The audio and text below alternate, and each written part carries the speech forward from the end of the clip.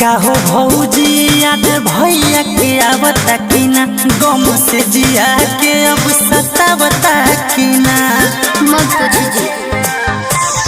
का हो भौजी याद भैया के आवता कि ना, गम से जिया के अब सतावता कि ना।